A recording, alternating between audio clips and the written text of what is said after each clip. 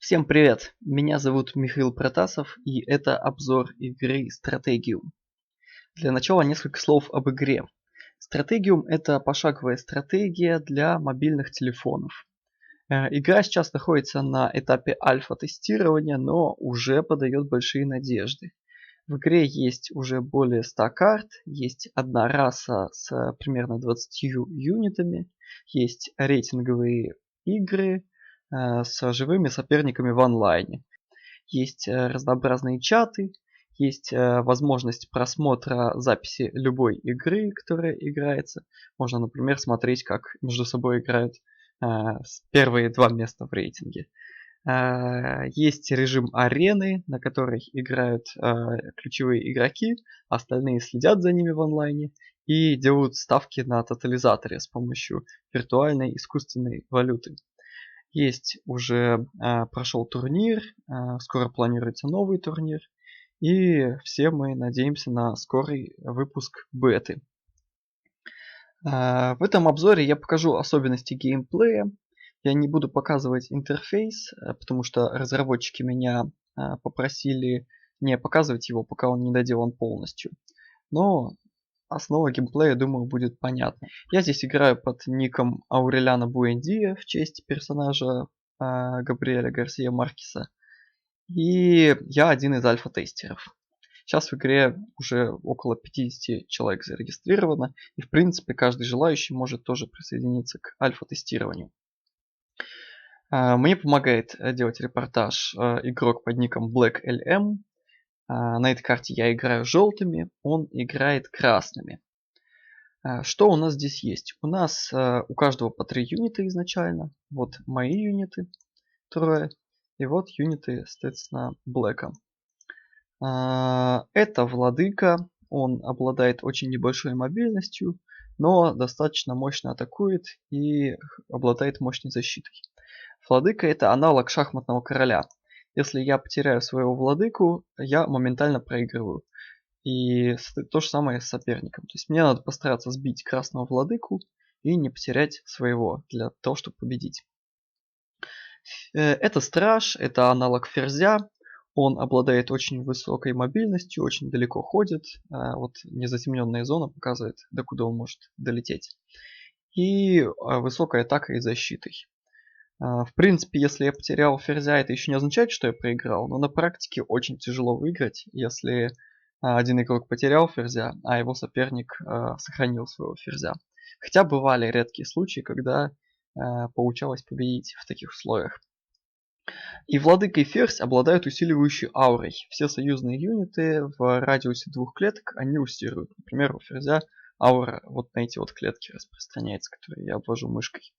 Вот. Юниты увеличивают свою атаку, увеличивают защиту, а ферзь, он еще и ослабляет юниты соперника. Ну, на каждой карте даются изначально владыка и ферзь, плюс на некоторых картах могут изначально даваться еще какие-то дополнительные юниты. Здесь вот мне изначально дан сталкер. Сталкер это очень мобильный юнит, он может подряд сделать 2 хода за один раунд. То есть он доедет до сюда и может еще дальше поехать. И он очень хорош для добивания вражеских юнитов, а также он очень эффективен против пехоты. Соответственно, у меня есть 2 шахты. На шахтах я, во-первых, добываю деньги каждый раунд, мне каждая шахта приносит по 5 руды. И на шахтах я могу строить новые юниты. Здесь вот нейтральная шахта, которую мне надо поскорее захватить, чтобы она мне тоже приносила деньги. Для начала я сделаю ходы своими юнитами, а потом я построю что-нибудь в шахте в первом раунде. Ну, я отправлю своего стража, отправлю вот на эту вышку. Что это за вышка? Это нефтедобывающая вышка, она позволяет мне увеличивать доход. Здесь есть ряд вышек, я могу на них расставить своих юнитов, и они будут там собирать дань. Вот владыка собирает, то есть владыка ничего не собирает, вот он владыка, он не может работать на вышке. А вот страж мне приносит целых 4 руды в ход. А некоторые другие юниты приносят меньше. Например, сталкер, я его поставлю вот сюда, он будет мне приносить на вышке 1 руду за раунд. Ну, они здесь не вечно, конечно, будут. Я их уберу в какой-то момент, пущу в бой. Но начнем мы с добывания денег. Владыку я подвину чуть-чуть вперед. С одной стороны, стоит его, конечно, может быть, держать и сзади, чтобы его было тяжелее сбить. Но с другой стороны, все-таки у него есть усиливающая аура. И в этом плане неплохо его держать на линии фронта.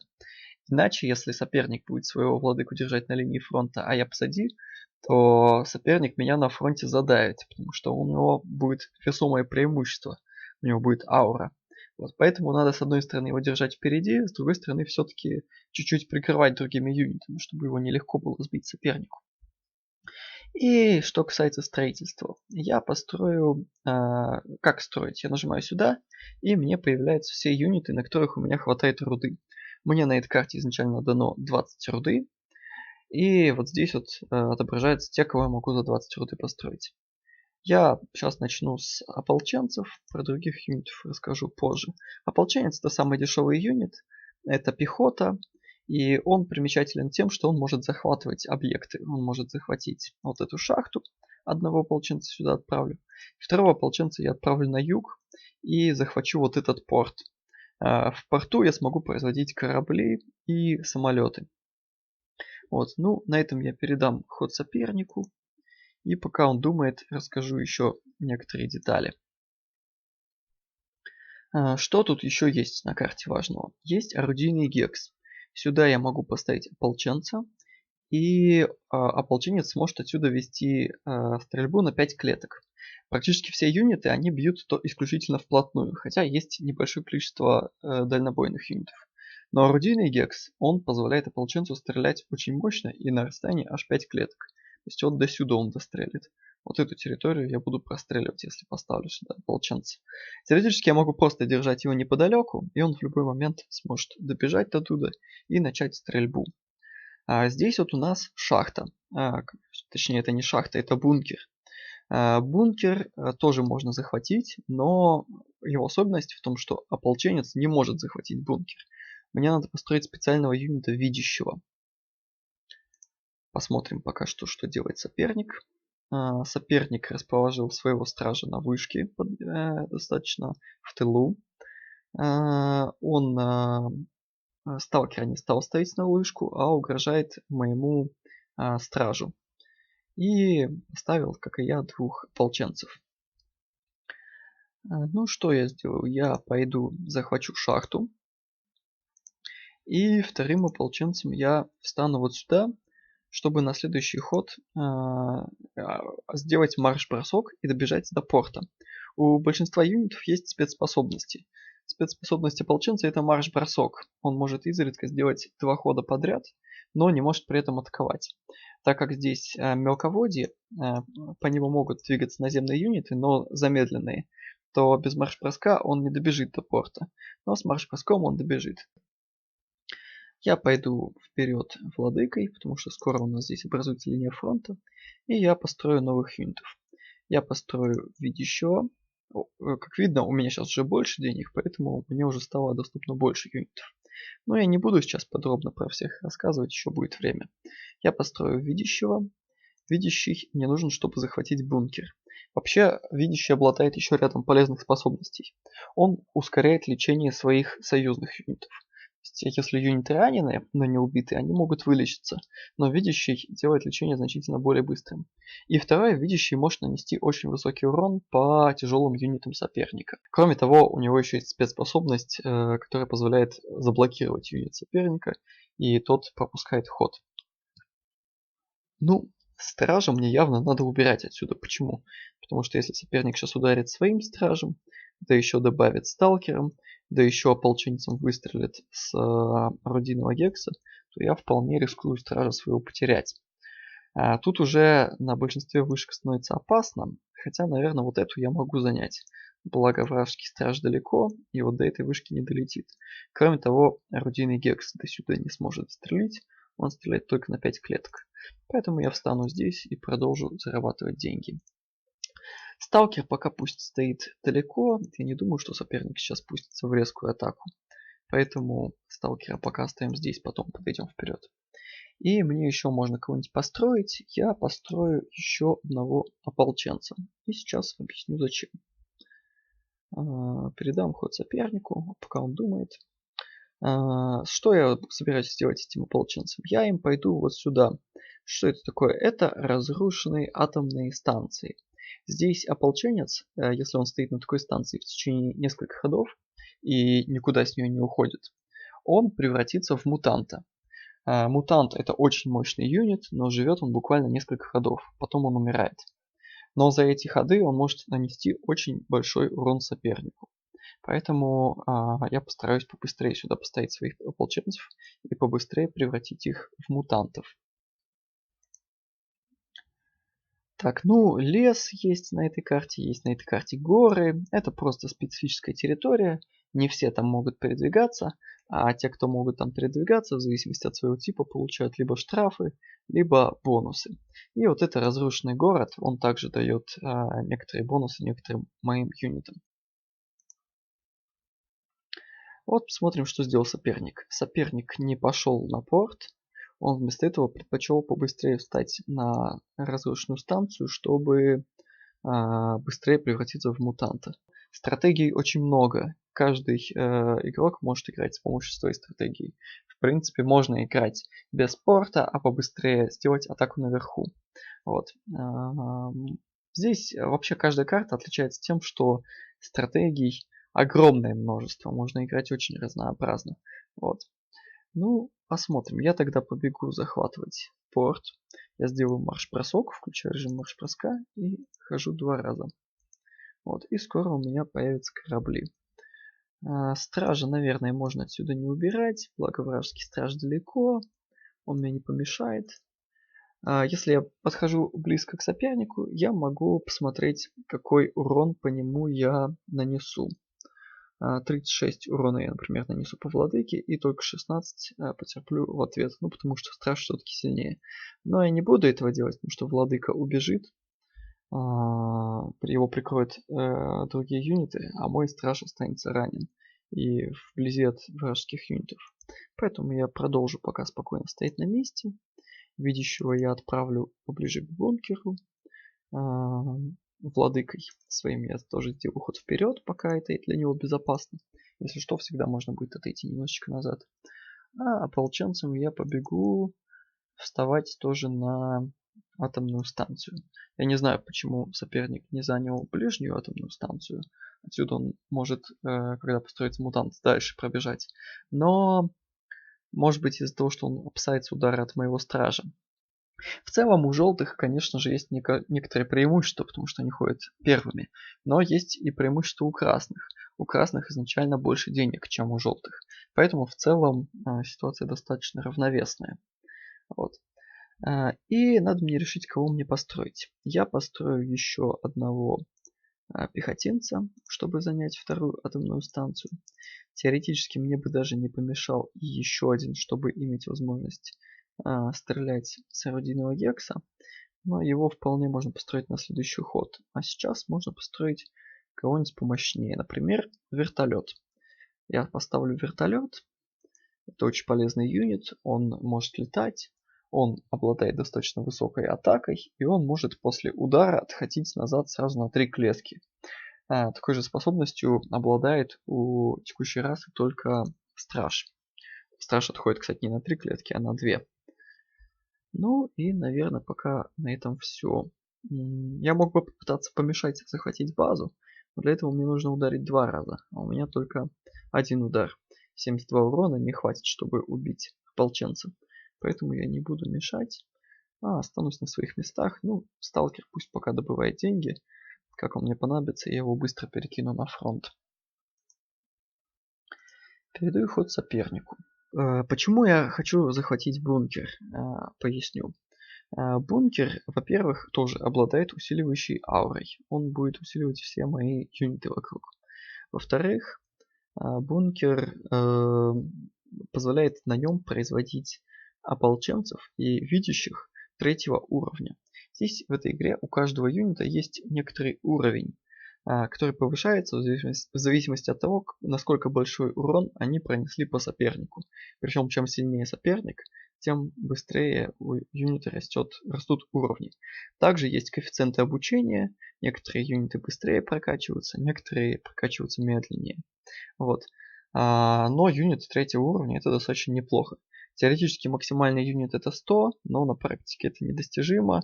Максимальный, который я встречал на практике, это 30 уровень. Это очень большая редкость. Вот. В целом, юнит третьего уровня это очень значимое преимущество в сравнении с юнитом первого уровня. Поэтому мне надо поскорее захватить бункер и начать на нем строить ополченцев и видящих третьего уровня. Кроме того, с бункера они сразу же могут в тот же ход, когда они построены, сразу же могут начать делать ход. А с шахты так делать нельзя. Но на бункере можно строить не более одного юнита в ход. Вот мы смотрим, что сделал соперник. Он прилетел наконец-то стражем вперед, чтобы угрожать мне. Ему пришлось пожертвовать своим доходом ради этого. Но у него и так больше денег, чем у меня. А вот мне теперь явно стража придется убрать. Иначе собьет меня красный страж. Вот. И кроме того, он сейчас мне еще и будет мешать бункер захватить. Ну, сейчас я что-нибудь придумаю по этому поводу. А также он поставил ополченца на орудийный гекс. В принципе, в этом большой необходимости нет, так как можно просто держать ополченца неподалеку.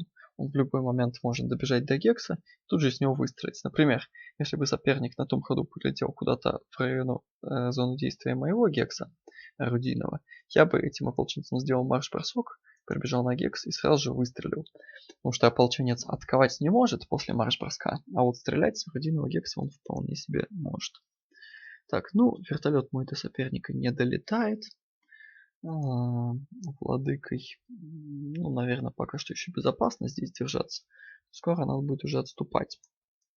Мне сейчас надо суметь захватить бункер, так чтобы соперник не успел сбить моего видящего. У него будет один ход на то, чтобы сбить его. Мне надо подумать, как мне его прикрыть. Стражам, конечно же, надо уходить уже отсюда, потому что может подойти ближе владыка и ауру свою усилить. Если перед этим страж отсюда уйдет, страж может сначала ударить, потом подойдет владыка и еще будет бить сталкер, и еще и вот один из ополченцев сможет добавить. Вот, то есть урон достаточно большой будет, уже есть риск потерять стража. Теоретически, чтобы быть уверенным, я могу открыть калькулятор. К игре прилагается специальное приложение. Это калькулятор урона, в котором я могу четко просчитать, сколько урона соперник сможет по мне пронести. Но сейчас для экономии времени я буду делать ходы, полагаясь на свой опыт и интуицию. Пока что не буду пользоваться калькулятором. Но интуиция мне подсказывает, что стража надо отсюда убирать, иначе он может быть сбитым. Я думаю, я отойду вот сюда.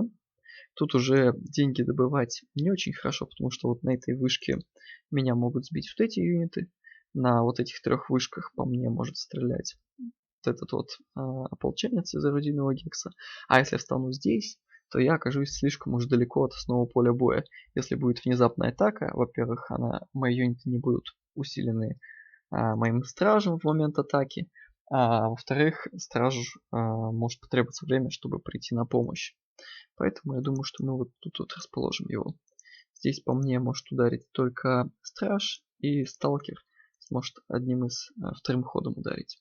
Ну а что касается видящего, то, конечно, он может быть сбит, если ударит страж и добавить сталкер. Но тогда я собью сталкера в ответ. Поэтому я думаю, ничего страшного.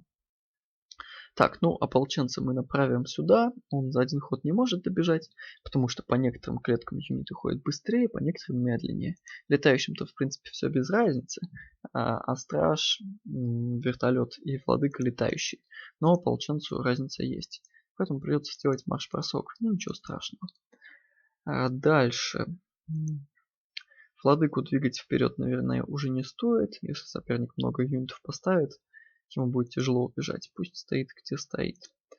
Вертолет можно, наверное, подвести поближе. Пока что большой опасности нет. Пусть стоит вот на этой клетке. Пора, наверное, уже перебросить сюда сталкера, потому что уже есть риск, что соперник пойдет в атаку. И мне как раз сталкер поможет отбиться, если что. Сталкера, думаю, можно вот тут поставить. Тут по нему не достреливает орудийный гекс. И одним ударом страж не собьет, а если вражеский сталкер приедет добить, то и я собью в ответ сталкера. И я думаю, что мне не помешает уже построить корабль. Строим вот этот легкий катер. Опять же, есть два вида кораблей и два вида самолетов, но мне хватает пока денег только на катер. Но катер очень хороший юнит. Он, как и сталкер, ходит 2 раза подряд. Он может стрелять на расстоянии 2 клеток. И он может перевозить пехоту с собой. Поэтому он мне пригодится. И также я построю еще одного пехотинца, чтобы если соперник прибежит, я мог им быстро добежать до родинного гекса и вести отсюда стрельбу.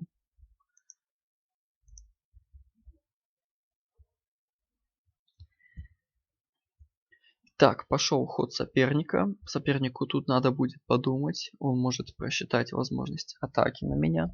Вот. Но я думаю, что он не будет атаковать. В такой ситуации атаковать не очень выгодно. Если он даже кого-то собьет, он тоже по своих юнитов в ответ потеряет. Ну, он, конечно, может разменять сталкеров, но пользы от этого немного. Обмен такой получится не совсем в его пользу, потому что у него страж будет раненый после обмена, а у меня никто не будет раненый. Поэтому я думаю, что он не будет атаковать, он, скорее всего, усилит давление на линии фронта. У меня есть значимое преимущество перед соперником. Я захватил порт, а соперник к своему порту еще не подошел. Ну вот он наконец-то собрался захватывать тоже порт. Возможно, я успею перехватить его ополченца и не дать ему захватить порт. Посмотрим. Надо будет подумать. А здесь он просто передислоцировался и тоже построил видящего, чтобы захватить бункер. Ну, я попробую не дать ему забрать его бункер.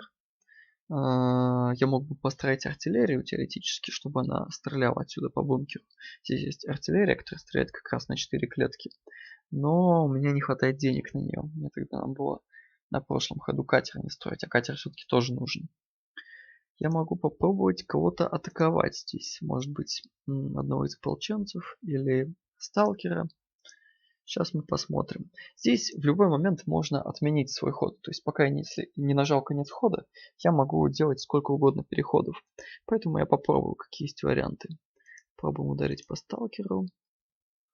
Вот, допустим, сюда отойдем. И попробуем добить.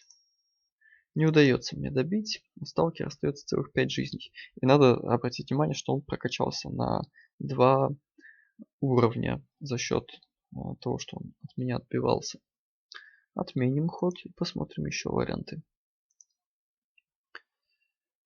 Так, ну можно атаковать по ополченцу. Ну, ранить сталкера без добивания я не очень хочу.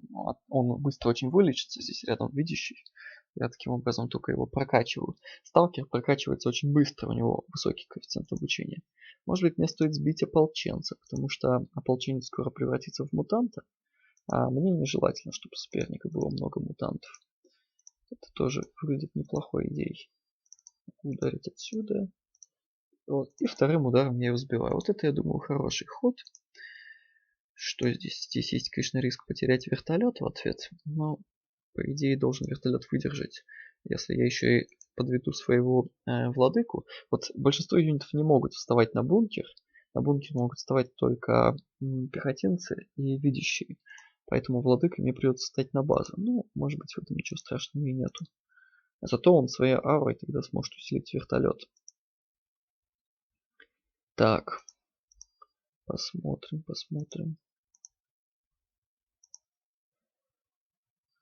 Ополченца можно куда-то сдвинуть немножечко. Сталкера можно, наверное, тут оставить. Хотя видящий, он тоже может бить на 2 клетки. Он сможет подойти и ударить по сталкеру. Но по сталкеру у видящего урон не очень высокий. Сталкер не относится к тяжелым юнитам, поэтому, наверное, не страшно. Пусть он тут стоит. Значит, мы подвинем вперед немножечко пехотинца. И сюда мы поставим нашего владыку, чтобы он аурой усиливал вертолет. Соперник тогда вряд ли его сможет сбить с этими 2 юнитами. И надо решать, бросаться ли мне на перерез ополченцу, чтобы он не смог захватить порт. В этом есть, конечно, недостаток определенный, потому что он тогда собьет мой катер, а размен катера на ополченца не очень выгоден. А сам просто пришлет нового ополченца, поэтому, может быть, и не стоит бросаться. С другой стороны, я отвлеку его стража, потому что одна только пушка мой катер не собьет. А пока тут не будет стража, смогу атаковать. Но я сомневаюсь, честно говоря, что это будет действенная стратегия, поэтому мы лучше разместим катер, ну, где-то вот здесь, вот, чтобы пушка по нему не достреливала. И он будет в любой момент тоже готов атаковать. И кого мне построить? Я уже могу строить здесь высокоуровневых юнитов, но я лучше построю еще один катер. Мне надо усиливать превосходство на море.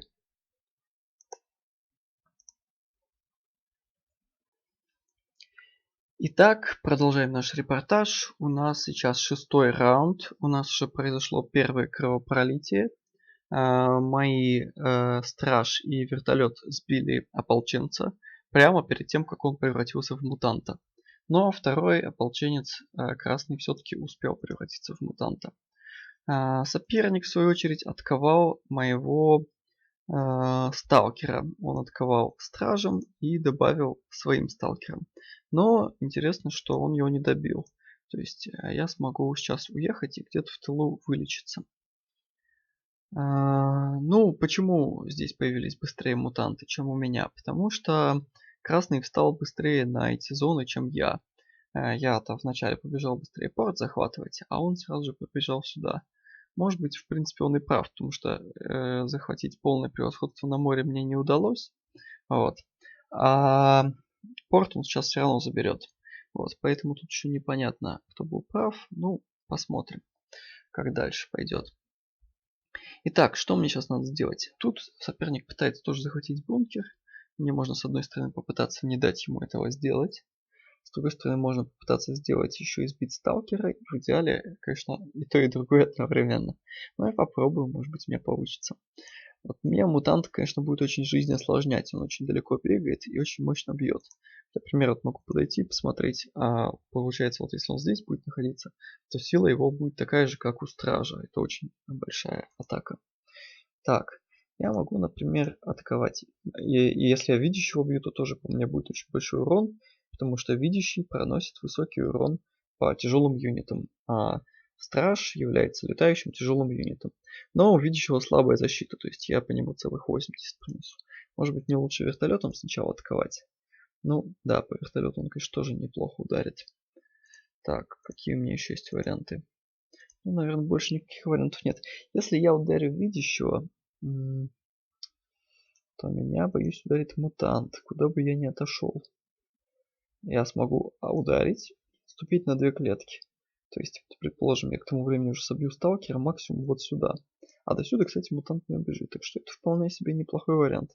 И до сюда не достреливает орудийный гекс.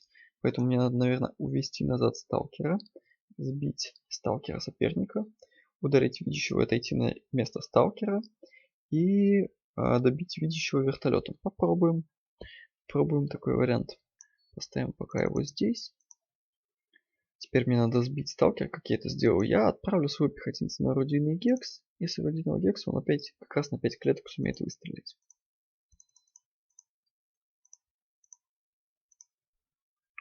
Раз. И добить я могу катером. Катер ходит 2 раза, поэтому он может атаковать челночной атакой. Ударит и потом отойдет. Мне не хватает 2 урона. 33 всего я наношу. Мне надо 35. Но катер, у него есть интересная способность. Он может заезжать на сушу. Он с разбега как бы разгоняется с воды. Заезжать на сушу. Но потом должен оттуда уехать. Если я встану вот сюда, то я как раз достану аура владыки мне поможет. Хотя, может быть, даже я владыкой встану вот сюда. И тогда его аура даже до воды дотянется. А вот здесь он не находится пока в большой опасности, тем более, что собираюсь стражем его прикрыть. Вот. И под аурой владыки мы видим, он уже относит не 33, а аж 41. Как раз мне хватает, чтобы добить. И он успеет отойти, чтобы не оказаться под огнем орудийного гекса. Так, теперь мы можем ударить здесь. И добить вертолетом. Вот замечу, кстати, что от удара по стражу видящий прокачался сразу на 6 уровней, потому что страж считается очень мощным юнитом, и те, кто его бьют, прокачиваются очень и очень быстро. Так, куда мне отойти вертолетом? Ну, могу на исходное место отойти, мутант не достанет до меня. Мутанты потом еще успеют добежать. Ну вот я думаю, неплохой вариант. Я и не дал бункер забрать, и я еще и не сбил сталкера, а сам своего сталкера сохранил. мутант до меня не добежит, хотя скоро он все-таки окажется здесь и будет мне очень много неприятностей создавать. Вот. Что еще?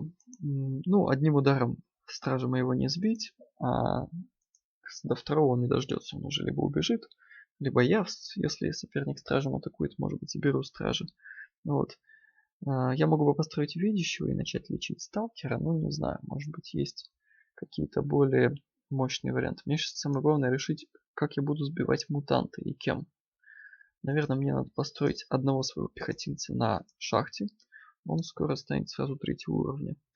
И отправить его куда-то. Хотя пусть стоит, где стоит, пусть на шахте стоит. Мутант, правда, может стать здесь, тогда пехотинец мой не добежит. Так, может быть, мне все-таки стоит шажочек сделать вперед. Поставлю его вот сюда. Отсюда он добежит до леса. Если мутант станет здесь, он сможет с леса ударить. И я, пожалуй, поставлю еще одного сталкера. Тот пусть пока лечится, а этот сталкер поможет сбить мутанта, потому что сталкеры очень мощные против пехоты, а мутант, несмотря на всю его мощь, все-таки остается пехотой. Так, также этот сталкер, если я юнитом раненым оставляю какое-то количество ходов, то он будет лечиться потихонечку. Поэтому пусть он здесь стоит и вылечится. Значит, этим катером надо отойти из-под удара орудийного гекса. Я, пожалуй, встану вот сюда, вот под ауру двух сразу супер юнитов. И вот этим катером мы встанем вот рядышком вот тут. Таким образом, довольно неплохое давление на соперника осуществляем. Здесь уже видно, что у меня достаточно неплохое преимущество образовалось. В принципе, можно было бы уже в атаку пойти, но все-таки пока что, наверное, рано. Потому что если я пойду в атаку, он из орудийного гекса будет стрелять и быстро новых юнитов настроит. Поэтому пока что подождем, полечимся.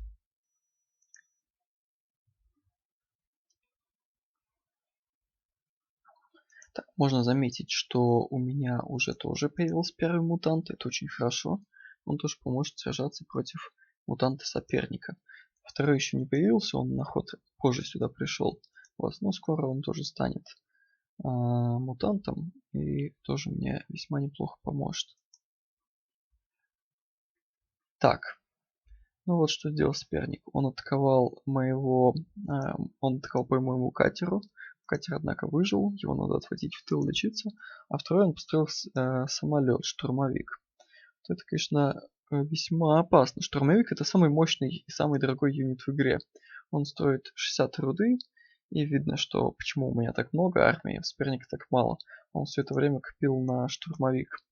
Вот. Штурмовик это крайне убойный юнит. Он может бить с 2 клеток. Он после удара может отойти на 3 клетки назад. Он не получает ответный удар, то есть когда он бьет, по нему не бьют в ответ. Вот.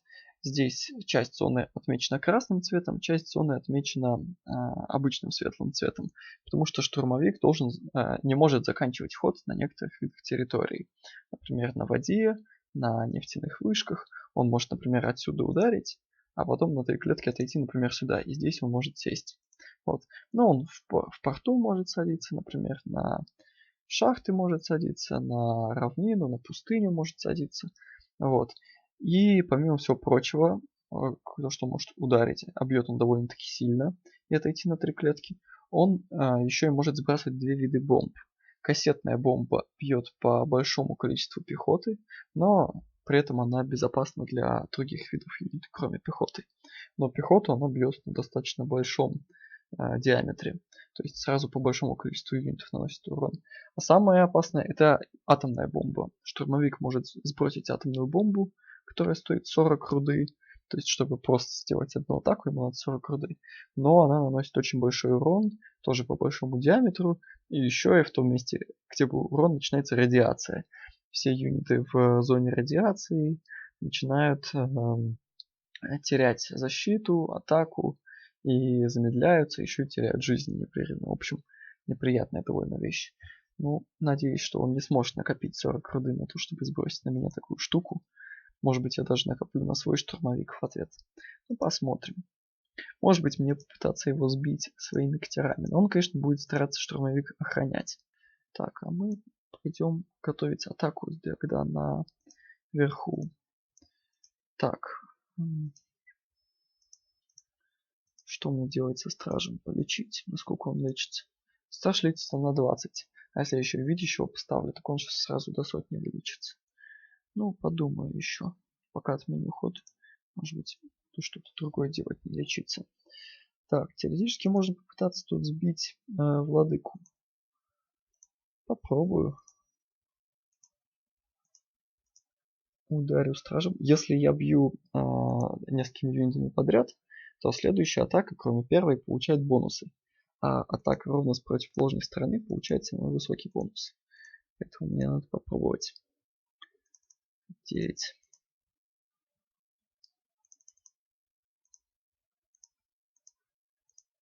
27.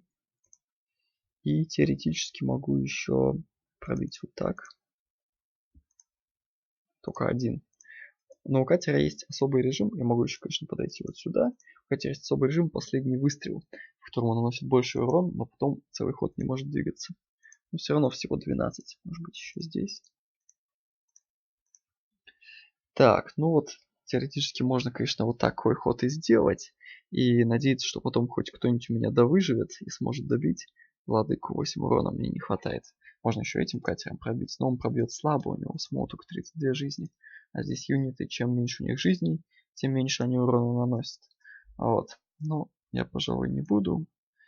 Наверное, если бы я сейчас на рейтинге играл, я бы, в общем-то, примерно такой ход и сделал. Облепил бы владыку со всех сторон и постарался на следующий ход его добить. Вот. Но я хочу вам чуть подробнее показать особенности игры, поэтому пока не буду атаковать. Можно попытаться стража сбить, кстати. Ну, стража нет, стража я, наверное, все-таки не собью здесь. Вот я боюсь своего стража потерять, если ударит страж, да еще и самолет. Наверное, мне все-таки надо построить видящего и вылечиться до сотни. Так, ну, здесь пойдем вперед потихонечку. Так, смотрим. Он бьет на 2 клетки, значит, до леса он не ударит. Ну, встанем вот куда-то сюда, например. И пусть теперь этот товарищ превращается в мутанта. Так, что тут еще интересного? Тут можно вперед подъехать. И надо, наверное, копить на свой самолет. Ну, здесь я урона совершенно никакого не проношу. 0 урона всего лишь мой катер наносит. Потому что страж имеет очень высокую защиту. В прошлый раз, когда я бил по владыке, я, собственно, проносил только потому, что я был под аурой других юнитов, а также бил после того, как били другие юниты. А как я говорил, последующие удары усиливаются. Ну, я думаю, я отойду куда-то вот сюда. Этим вообще надо в тыл убегать и лечиться. А этот пусть вот тут стоит. Хотя он может быть сбит. Но я думаю, что я тогда тоже в долгу не останусь. Конница в ее соперника. Посмотрим, что из этого получится. Вот второй уже мой ополченец превращается в мутанта. У меня теперь по мутантам преимущество. Так, ну соперник довольно интересное решение принял. Он ударил самолетом по моему видящему. Так, ну что ж, отойдем. Здесь на самом деле я практически уже наверняка могу бы сбить его владыку.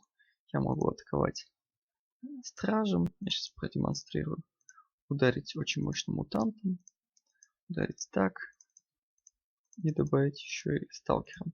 Ну и 6 урона не хватает. Но у меня, например, вот этот есть. Еще с последним вот подойду, ауру усилю. Последним выстрелом хватит уж на эти 6 урона. Поэтому здесь соперник не очень хорошо расположил своего владыку под атакой. Но я пока не буду сбивать, я хочу вам продемонстрировать, как падает атомная бомба от самолета. Поэтому мы накопим на самолет, построим атомную бомбу и попробуем сбить владыку с помощью атомной бомбы. Так, ну может быть стража собьем хотя бы. Владыку не хочется. Так, есть тут у нас интересный вариант.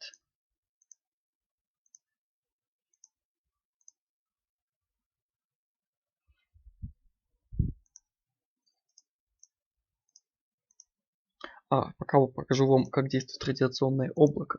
Я могу сюда стать мутантом и пустить радиооблако. Сразу начинается радиоактивность, по всем проносится 10 урона, и все в этой зоне будут постоянно терпеть всяческие лишения, уменьшение мобильности. Даже мой страж, когда атакует здесь, он не может уже на 2 клетки тратить, только на одну. Вот. Уменьшение мобильности, постоянное уменьшение здоровья, уменьшение атаки и тому подобные проблемы. Но, правда, если я бью радиооблако, а не ношу удар непосредственно мутантом, то стража у меня сбить не получается. Попробуем все-таки обойтись без него. Так, есть интересный такой вариант. Я могу самоубиться вот этим сталкером, но за счет самоубийства, так как я, помните, рассказывал, каждый следующий удар наносит больше урона. Таким образом, есть интересный прием за счет самоубийства. Я раскачиваю следующую атаку. И теперь я наношу уже целых 25. И вот сюда вот иду, чтобы эта штука не доставала. Попробуем добить. Так. 17 урона. 26.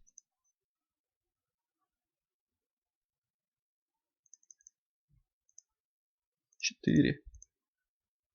Энергетический удар. Еще 2.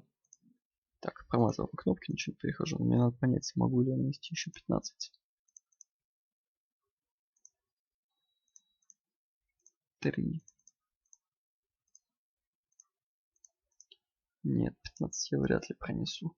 Так, ну ладно, попробуем еще немножечко накопить сил. Есть еще одна идея.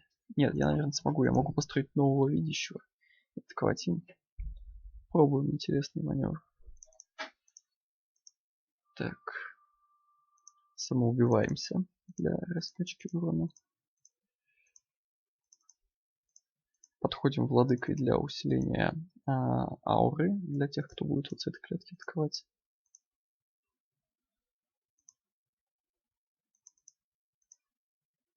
Сталкером добавим. Мутантом. Вот изменение порядка уже мне чуть-чуть улучшает ситуацию, потому что зависит не только, что несколько юнитов бьют по одному и тому же юниту, но из каких именно клеток они бьют. Я сейчас не буду погружать во все особенности, но просто скажу, что это влияет. И энергетический удар. Вот и все. Вот соперник остался без стража. Теперь у него шансы на победу довольно мизерные. Вот. Если только он сейчас не собьет мутантом и самолетом моего стража, но мы, чтобы этого не было, пытаемся кем-то прикрыть. Придется вот этим пехом не превращаться ополченцем, а вместо этого заблокировать вот здесь подход к моему стражу. Тогда ему придется бить, чтобы ударить по стражу, и мутанта, и пехотинца. Тут ему уже сил не хватит. Ну, здесь подойдем вперед, тут полечимся. Этим пехотинцам вполне можно встать где-нибудь здесь. Он потом добежит до пушки, если понадобится. А сам буду копить на самолет.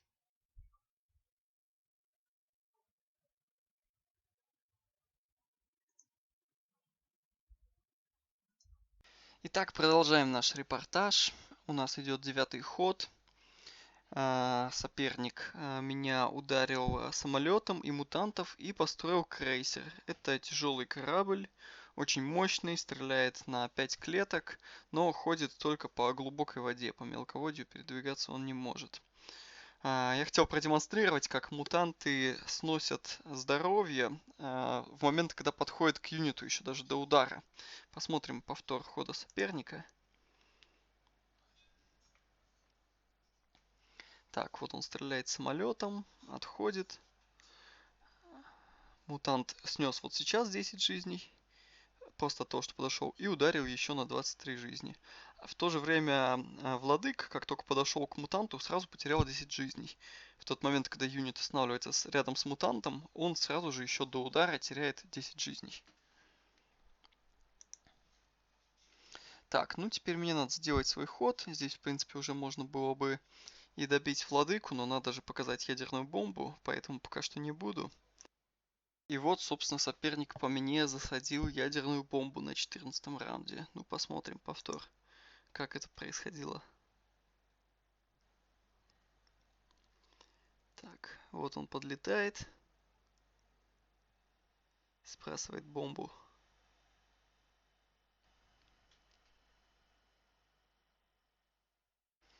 Вот он. Так, ну и все, собственно, все, что хотели, продемонстрировали. Осталось, собственно, добить владыку. Вот я посадил, кстати, пехотинца своего в джип. Ну, здесь мы построим пехотинца, сразу же им пробьем.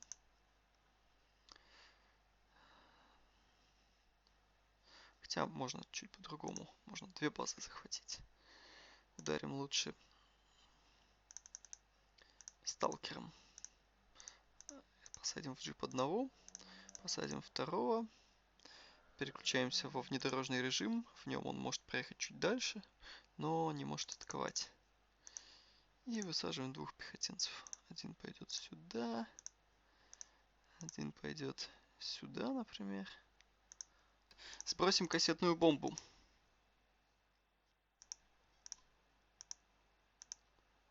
Оп. Вот база и отбита. Оп. Оп. Оп. Ну и, собственно, все. Вот, собственно, и конец репортажа.